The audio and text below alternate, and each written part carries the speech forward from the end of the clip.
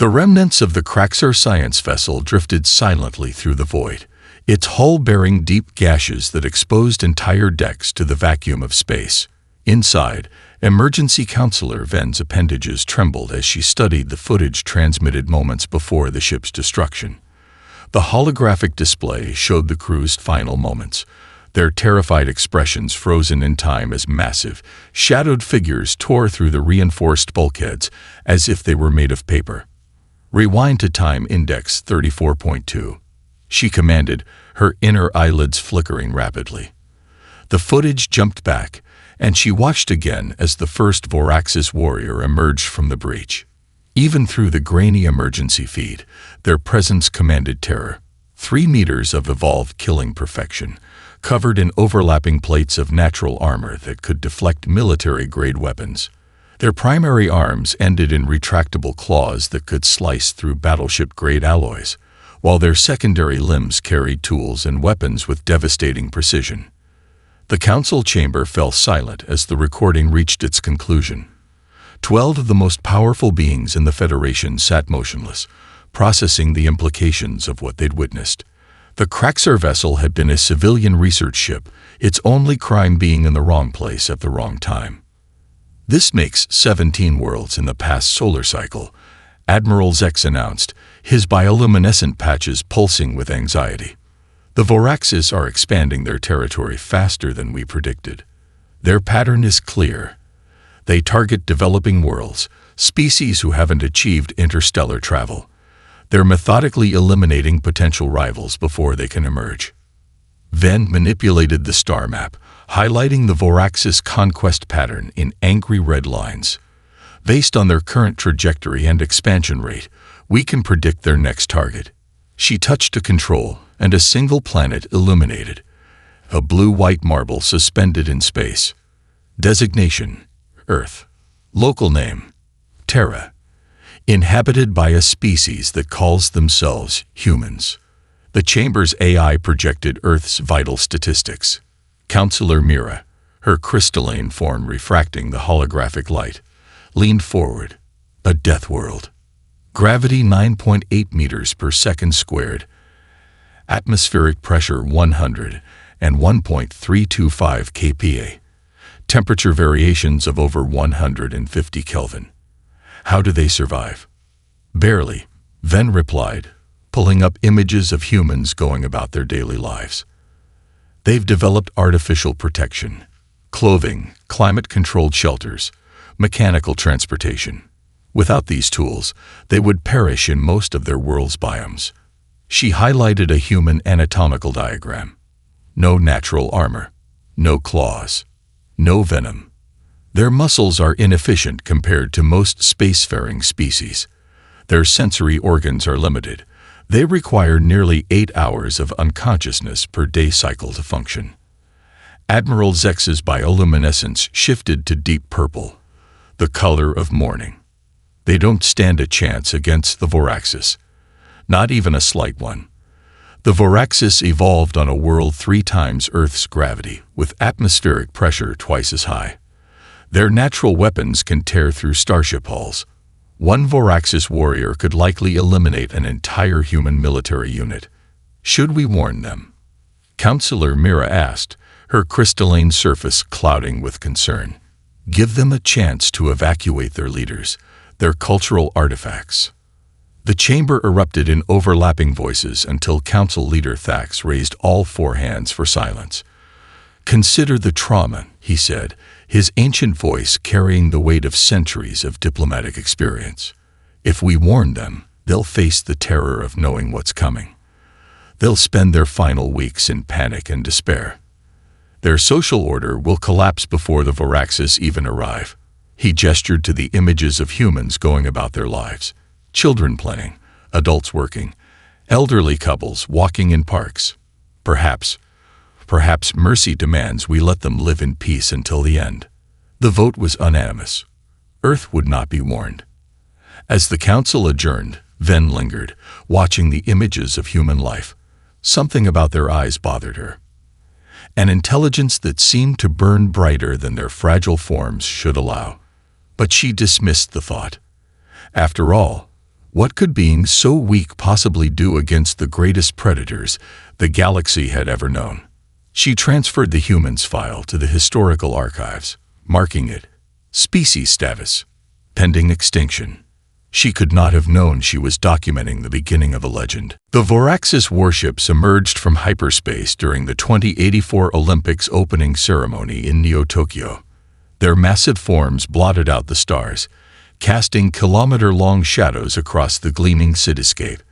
Inside the grand stadium, 80,000 humans gathered to celebrate athletic achievement, paused only briefly as the giant screens displaying the ceremony flickered and switched to emergency broadcasts. Supreme Commander Kryvax watched through the fleet's sensors, mandibles twitching in anticipation of the chaos that would surely follow. He had overseen 17 planetary conquests, and they always began the same way: mass panic, governmental collapse, desperate and futile attempts at resistance. But the humans didn't run. The ceremony continued. "Impossible," Kryvax muttered, his secondary arms instinctively flexing their battle claws. On the screens before him, human athletes continued their procession. The only acknowledgement of the Voraxis arrival was a slight delay, as officials conferred, followed by an announcement that the ceremony would be abbreviated due to unexpected galactic visitors. First Officer Drakath, fresh from the academy and eager for his first conquest, checked the sensors again. "Perhaps their primitive detection systems haven't noticed us, Supreme Commander." "They've noticed." Kryvax zoomed in on a crowd. Through high-powered lenses, he could see military personnel calmly coordinating with civilian authorities. Emergency vehicles moved with purpose, not panic. And most disturbing of all, many humans appeared to be recording the warships with personal devices, some even waving at the sky. "Launch the first wave," Kryvax ordered. "Target the stadium. Show them the price of their arrogance." Drop pods screamed through the atmosphere, each containing an elite Voraxis warrior.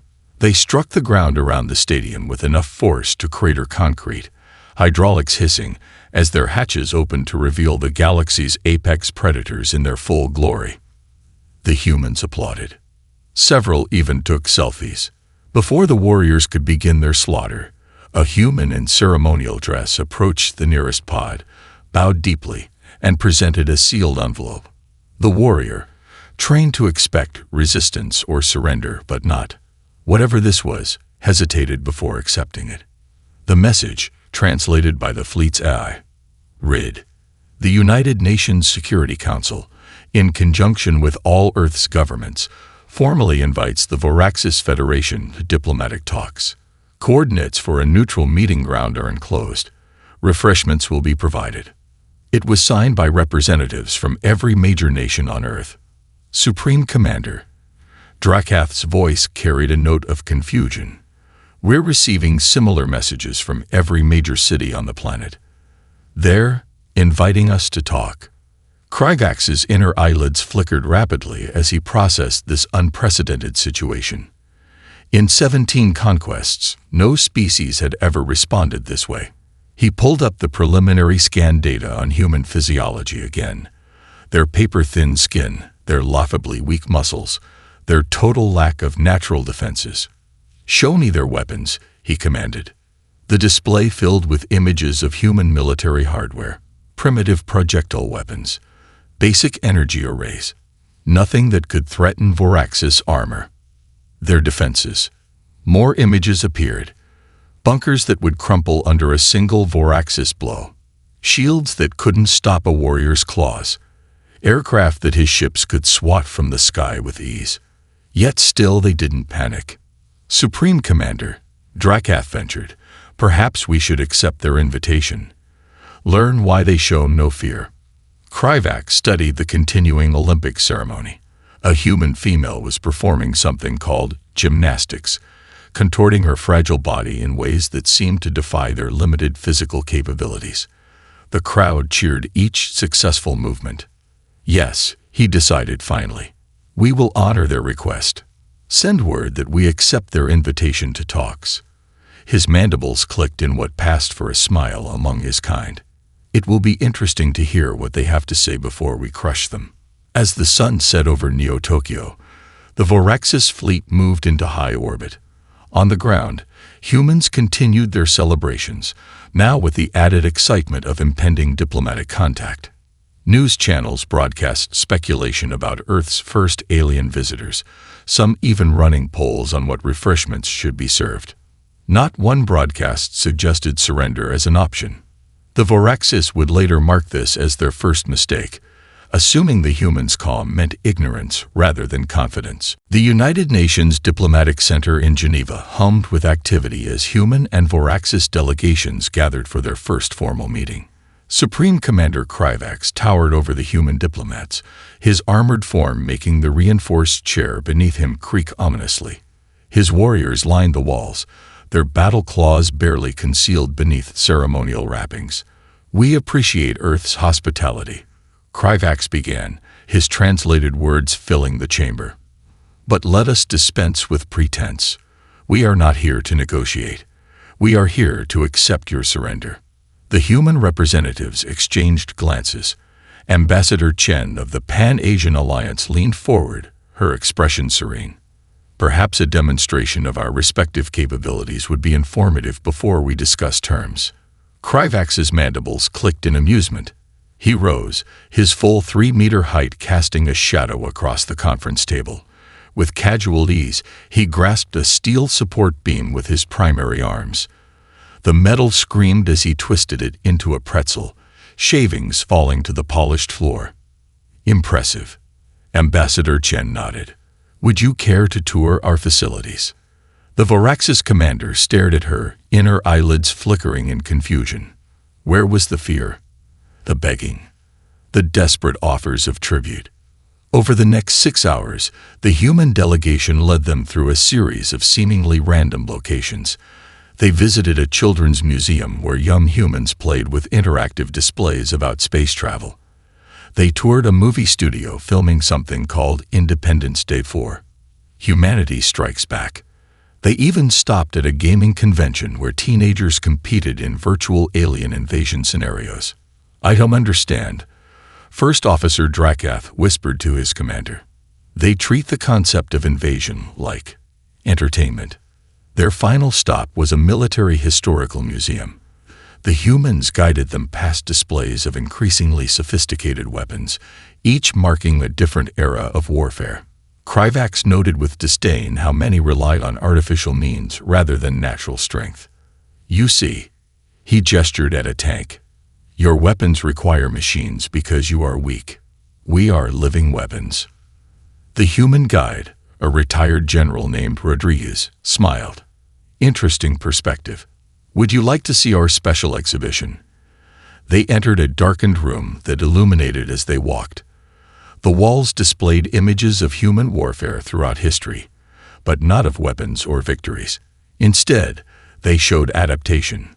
Guerrilla fighters using terrain against superior forces, resistance movements surviving against overwhelming odds, cities rebuilding after devastation.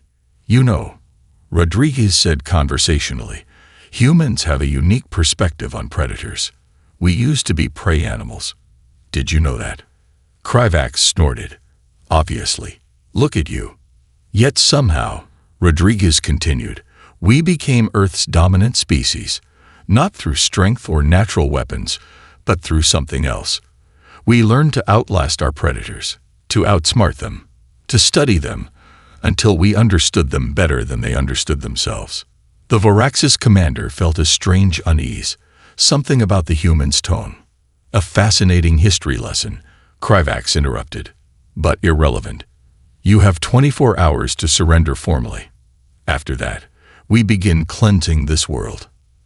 As the Voraxis delegation departed, First Officer Drakath reviewed his observations. "Supreme Commander, I noticed something odd. During our tour, humans were evacuating their cities, not in panic, but with organized precision." "Let them run." Kryvax dismissed the concern. "It will only delay the inevitable." But that night, as he prepared his invasion plans, Kryvax found himself returning to the image of human children playing invasion games, of their entertainment depicting alien defeats, of their strange confidence in the face of superior force. In 17 conquests, he had never felt such uncertainty before a battle. He pushed the feeling aside.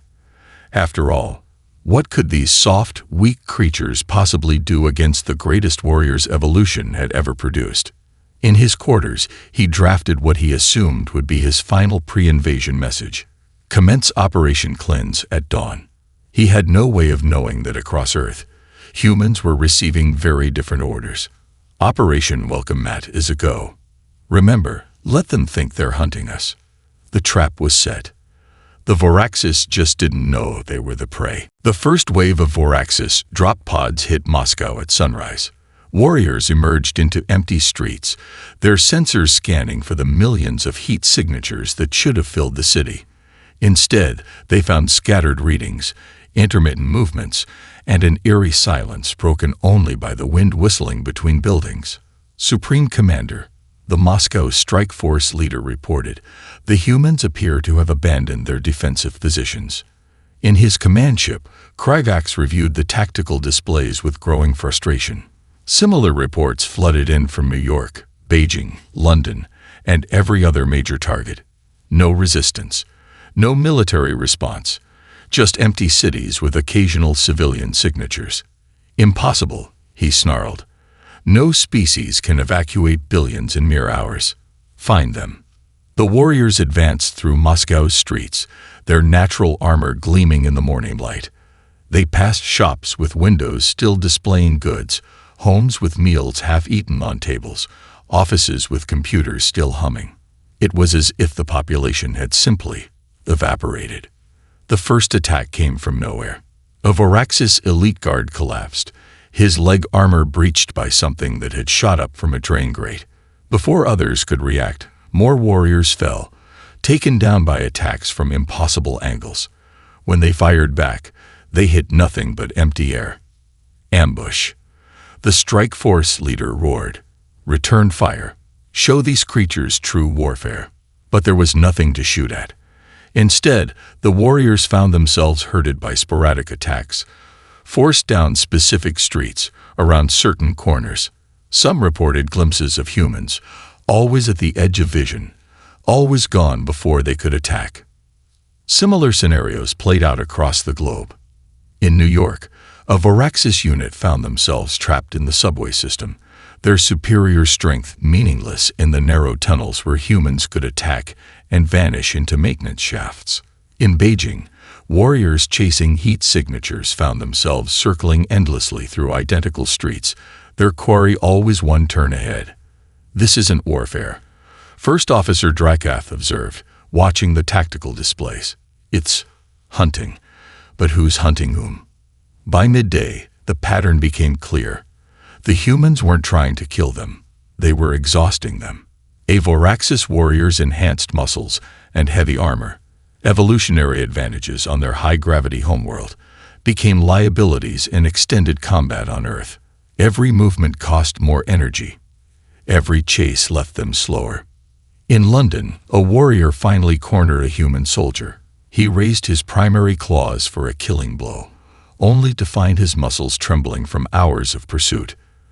The human rolled aside, and the warrior's claws stuck deep in the concrete. By the time he freed himself, his prey was gone, leaving behind only a small device. It was broadcasting laughter. Supreme Commander, Drakath's voice carried an unfamiliar tone. Concern. Our warriors are reporting fatigue. Their armor is weighing them down. The humans seem to know exactly how long to keep them moving before attacking. Kryvax slammed his claws into his command console. Impossible. We are the apex predators. We do not tire. We do not. An alert cut him off. One of his elite units, deployed to Tokyo, had surrendered, not to superior firepower or overwhelming numbers, but to exhaustion. The footage showed proud Voraxis warriors slumped against walls, their mighty limbs shaking, while humans emerged from hiding spots to take them into custody. New tactical doctrine, Kryvax commanded, his mandibles clicking in agitation. All units fall back to defensive positions. Let them come to us. We will show them true combat. But as his warriors retreated, they found their paths blocked. Streets that had been clear were now filled with debris. Buildings that had been empty now bristled with weapons. And everywhere, humans emerged in powered armor suits that compensated for their natural weakness, fighting with weapons designed to target Voraxis vulnerabilities. "Sir," Drakath reported, "we're losing combat effectiveness. The humans, they're not fighting like prey.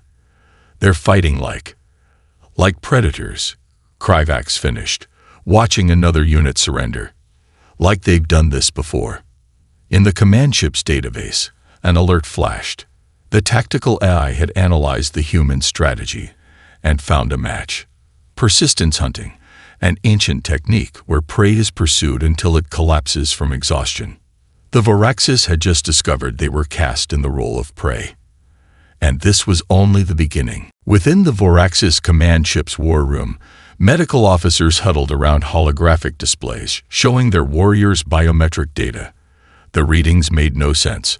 Elite soldiers, bred for combat and enhanced through generations of selective evolution, were showing signs of complete systemic failure.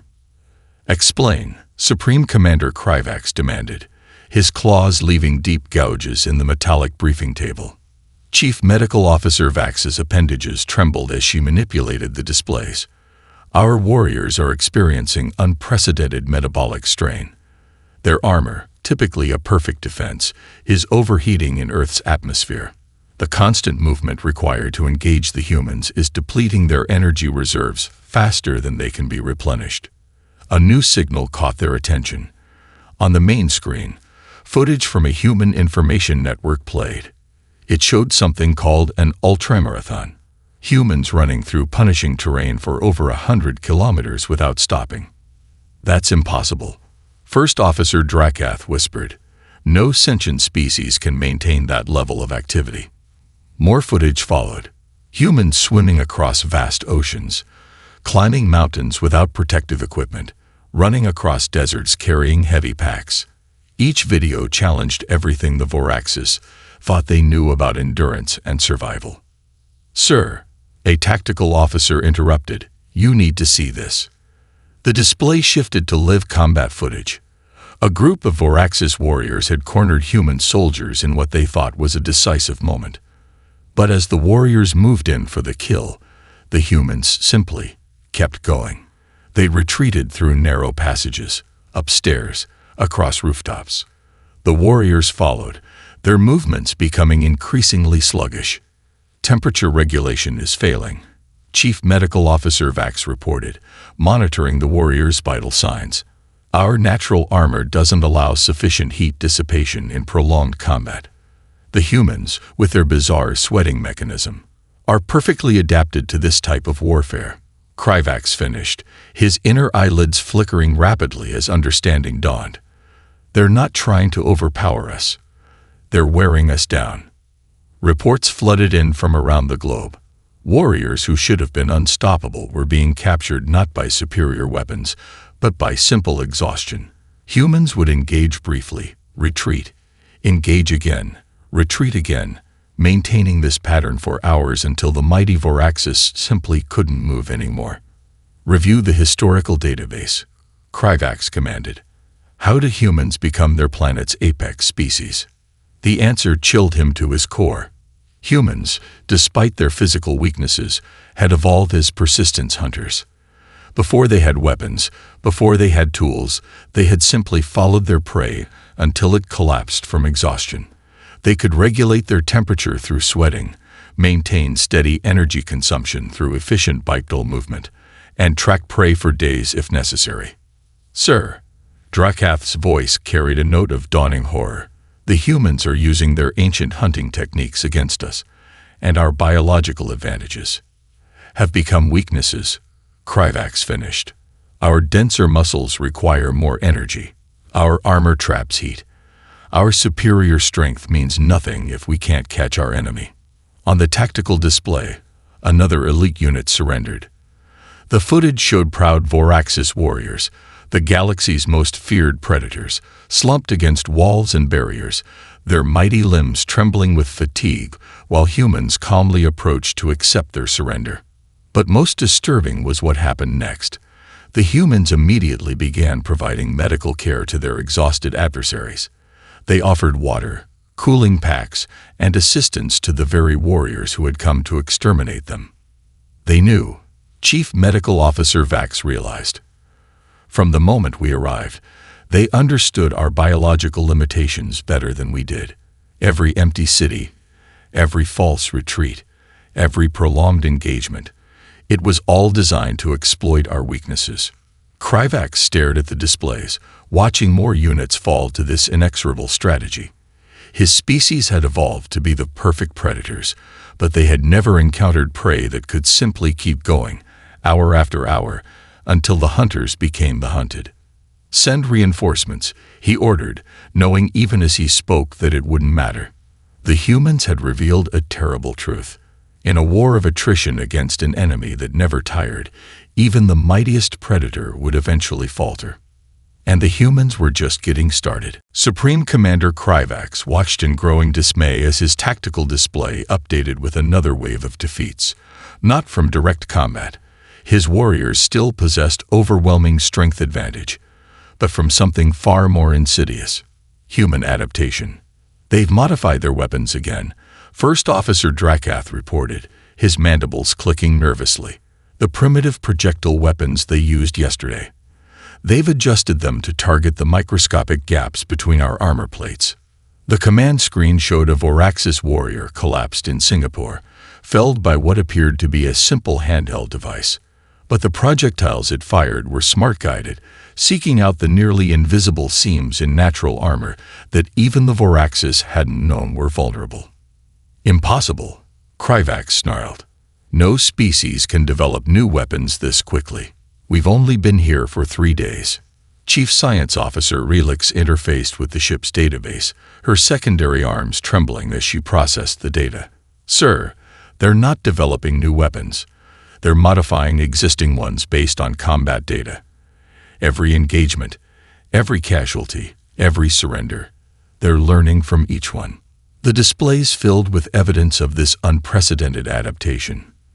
In Moscow, humans had discovered that the Voraxis warriors' superior vision became a weakness when faced with synchronized strobing lights. In Rio de Janeiro, they exploited the warriors' enhanced hearing with targeted sonic pulses. Each defeat taught them something new, and they shared this knowledge globally with frightening efficiency. "Show me their communication patterns," Kryvax demanded. The tactical display transformed into a web of information flow. While Voraxis forces relied on hierarchical command structures, human resistance was decentralized. Every victory, every defeat, every observation was instantly shared across their global network. They weren't fighting as individual nations or armies. They were fighting as a single learning entity. "Sir," Drakath's voice carried a note of awe, "they're doing in days what takes us generations of evolution." A new alert drew their attention. In New York, a Voraxis elite unit had breached a fortified position, only to find it empty except for small devices attached to the walls. Before they could retreat, the devices activated, filling the air with a fine mist. "Chemical analysis," Kryvax barked. "It's water, sir," Science Officer Relix reported. "Heated to precisely 320 Kelvin. Water? What harm cooled?" The warriors' bio-readings answered his question. Their natural armor, evolved for maximum protection, had no defense against humidity and heat. The warm mist collected in their plate seams, rendering their temperature regulation nearly useless. Within minutes, the entire unit was immobilized, their mighty muscles betrayed by simple thermodynamics. They're not just adapting their weapons, Relix realized, reviewing the combat data. They're adapting their entire strategy. Look at their defensive positions. They're all designed to force us into environments that exploit our biological advantages as weaknesses. More reports flooded in. Humans in powered armor suits that compensated for their natural fragility while maintaining their superior endurance. portable shield generators that turned the Vorax's strength against them, absorbing and reflecting their kinetic energy. Even their retreat tactics had evolved, now designed to separate Vorax's units and force them into extended pursuits that drained their energy. "Sir," Drakath reported grimly, "we're receiving surrender requests from our own warriors. They're saying the humans are offering to teach them new combat techniques. Some have already begun training with their captors." Kryvax stared at his tactical display, watching as centuries of evolutionary superiority crumbled before human innovation. His species had spent millions of years becoming the perfect predators, but these soft, weak creatures were rendering that perfection obsolete in mere days. "We still have superior numbers," he insisted. "We can still—" "Commander," Science Officer Relix interrupted, her voice tight with concern. "Long-range sensors are detecting new human vessels approaching from their asteroid belt. They've adapted our own shield technology. They're coming to engage our fleet." In the war room's oppressive silence, Chief Medical Officer Vax voiced what they were all thinking. "They're not just surviving our invasion. They're using it to advance their species. Every advantage we thought we had is becoming a liability, and they're turning our own evolutionary perfection into a weapon against us." The humans weren't just fighting back. They were evolving, not over millennia, but in real time. And the Voraxis were running out of advantages to lose. The Voraxis command ship shuddered as another human vessel disengaged from combat. They weren't retreating. They were regrouping, adapting, evolving their tactics with each engagement. Supreme Commander Kryvax watched his mighty invasion fleet, once the terror of 17 conquered worlds, dissolve into chaos. "Sir," First Officer Drakath reported, his usual military precision cracking, "we're losing unit cohesion. Warriors are. They're making independent decisions, breaking formation, adopting human tactics without authorization." On the tactical display, a Voraxis squad in Brazil had abandoned their traditional phalanx formation. Instead, they moved like humans, in small teams, using cover, conserving energy. They'd survived longer than any other unit, but they were no longer fighting like Voraxis warriors. "Treachery," Kryvax snarled. "Execute them for betraying our combat doctrine." "We can't, sir," Drakath replied. "Other units are copying them, and the ones who've surrendered, they're teaching these techniques to their fellow warriors in captivity. Our soldiers are calling it tactical evolution." The command center's screens filled with evidence of this unprecedented breakdown. Voraxis warriors, bred for absolute obedience, were questioning orders. Units were sharing information horizontally instead of waiting for command approval. Some had even begun modifying their own armor, sacrificing protection for mobility. "They're infected," Chief Medical Officer Vax observed, though her tone carried more fascination than condemnation. "Not with a pathogen, but with an idea.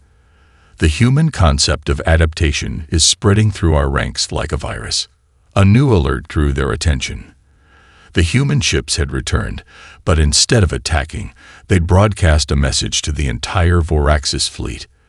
The voice was that of a captured Voraxis warrior. "Brothers, sisters, fellow hunters, we were wrong. Our strength isn't in our armor or our claws. It's in our ability to learn, to change, to evolve. The humans aren't prey. They're teachers." Kryvax smashed the console, cutting off the transmission. "Lies. We are the apex predators. We do not change. We do not." "Sir," Science Officer Relix interrupted, her appendages trembling as she manipulated the data displays. "Our neural scans, the warriors who've adopted human tactics are showing new synaptic patterns. They're not just copying behavior. Their brains are physically reorganizing." The implications staggered them all. The Voraxis had evolved to be perfect predators, but that very perfection had become a prison. They couldn't adapt without betraying their nature. Yet these humans, these supposedly weak creatures, had shown them a different kind of perfection. The perfection of constant change. "Commander," Drakath spoke softly, Perhaps we should consider. No, Kryvax roared. I will not surrender to prey. Order all remaining loyal units to launch a final assault. We die as Voraxis warriors or not at all. But when the order went out, something unprecedented happened. The warriors refused. Unit after unit broke ranks. Some surrendered to human forces. Others simply stood down, requesting cultural exchange instead of combat. Even the ship crews began questioning orders, their rigid hierarchy crumbling before this radical new idea of adaptation. Sir, Drakath reported, his voice heavy with realization, we've lost them. Not to human weapons or tactics, but to human ideas. They've shown our warriors a different way to be strong. On the tactical displays, the pattern was clear. The Voraxis who adapted survived. Those who clung to tradition fell. Natural selection was operating not over generations, but in real time, and it favored change over strength. In his command chair, Supreme Commander Kryvax watched his mighty invasion force transform into something unrecognizable. His warriors, the galaxy's perfect predators, were choosing to become something else, something that could learn, adapt, evolve. What are we becoming? He whispered. Chief Medical Officer Vax, studying the neural scans of their changed warriors, answered simply, something better. The humans had defeated them not by being stronger, but by showing them the weakness in their strength. The rigid perfection that had made them unstoppable for millennia had become their greatest vulnerability. And as Kryvax watched his forces voluntarily transform, he realized the humans' greatest victory. They had conquered the Voraxis not by destroying them, but by teaching them how to change. The perfect predators were evolving, and there was no way to stop it. 1 year after the failed invasion of Earth, Emergency Counselor Ven stood before the Federation Assembly, her appendages steady as she delivered her report. The chamber, once filled with beings who had voted to abandon Earth to its fate, now sat in stunned silence. The Voraxis Empire has dissolved, she announced, not through military defeat, but through transformation. Their warrior castes have abandoned conquest in favor of what they call adaptive evolution. They're establishing cultural exchange programs with former enemy worlds. Their entire society is reorganizing itself. The holographic displays showed images that would have been unthinkable a year ago. Voraxis warriors teaching survival techniques to species they once hunted, their natural armor modified with cooling systems inspired by human design. Former invasion fleets now served as exploration vessels, seeking knowledge instead of conquest. But the humans, Admiral Zex interrupted, his bioluminescence flickering with confusion. What of Earth? Ven's inner eyelids flickered in what might have been amusement. Earth has become the center of a remarkable transformation. Species from across the galaxy are requesting human teachers, not for their technology, which remains relatively primitive, but for their adaptability. Their weakness, as we thought it, has proven to be their greatest strength. The displays shifted to show human training centers established on various worlds. There, Earth's supposedly fragile inhabitants taught others how to overcome biological limitations, how to adapt rather than simply evolve, how to turn disadvantages into advantages. Most remarkable, Ven continued, is what they're teaching the Voraxis. These creatures we once considered the perfect predators are learning to be something more. They're learning to change. She played footage from a former Voraxis warrior academy, now transformed into what humans called a university. Warriors who once lived only for combat now studied physics, philosophy, art. Their natural weapons were used for construction, their armored forms adapted for exploration of hostile environments. The humans call it cognitive evolution, Ven explained. The ability to change not through genetic mutation over generations, but through immediate adaptation of behavior and technology. They've taught the Voraxis that true strength lies not in being perfect, but in being adaptable.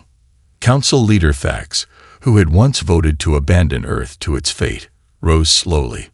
And what of the other worlds? The 17 planets the Voraxis conquered before reaching Earth. Being restored, Ven replied. Human Voraxis teams are helping these civilizations rebuild. But they're doing more than that.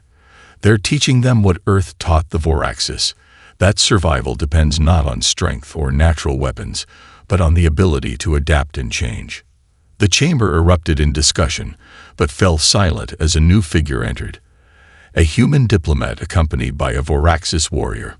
The warrior's natural armor had been modified with cooling systems, and where once they would have moved with aggressive purpose, they now matched their human companion's calm stride. A year ago, the human diplomat addressed the assembly. You thought us too weak to warn of the coming invasion. You couldn't have known that our weakness was our strength. Humans became Earth's dominant species not because we were the strongest, fastest, or most well-armed, but because we could adapt. Now we offer that same lesson to the galaxy. The Voraxis warrior stepped forward, their modified armor gleaming under the chamber's lights. We thought ourselves perfect, and that perfection nearly destroyed us. The humans taught us that true evolutionary success lies not in achieving perfection, but in maintaining the ability to change.